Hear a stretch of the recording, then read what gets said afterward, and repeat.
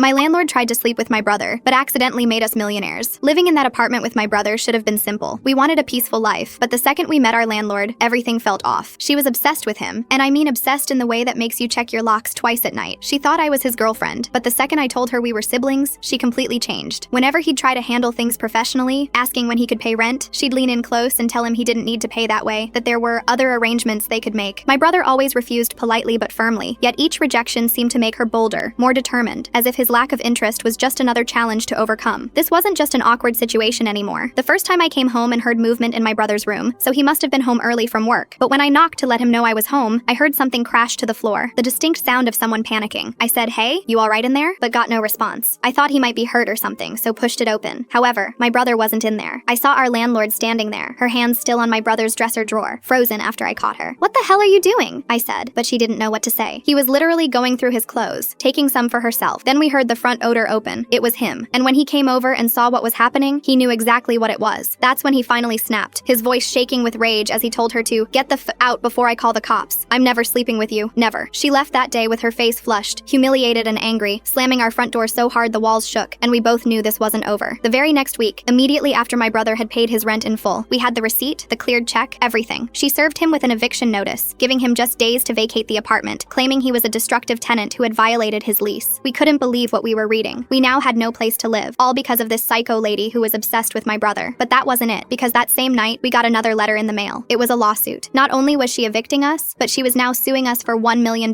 for being reckless tenants who wouldn't meet her needs. She was literally trying to ruin our lives. And when the court date came, she started telling the judge my brother was a reckless tenant who had destroyed her property. She claimed he had punched dozens of holes in the walls and completely trashed the living room. "Do you have proof of this?" the judge asked, and she already knew what her next move was. "Yup, right here." And she eagerly pulled out her phone to show a video she'd taken. We all watched as she played footage of herself walking through our apartment, specifically through my brother's bedroom, the camera panning slowly across walls and furniture. But the room was immaculate, not a single hole in sight, not even a piece of trash on the floor, just his neatly made bed and organized desk. The judge studied the video carefully. Then he asked, "Where are the holes you mentioned?" But she paused for a second. "Oh, they're just behind the posters. You can't see them because he covered them up with them." At one point in the video, you could even catch her reflection in my brother's mirror, wearing an extremely revealing outfit. "Did you take this video while he was still living there?" She nodded confidently. "Yes, Your Honor. I just didn't want to invade his privacy by moving his posters." The judge's frown deepened as he leaned forward and asked the question that sealed her fate. "Well, since you were so concerned about not invading his privacy, I'm assuming you got his permission to enter the apartment when you took this video?" The courtroom went completely silent as her mouth opened to say something, but realized exactly what she did. The judge didn't need to wait. He turned to us and actually awarded us the full amount on the spot.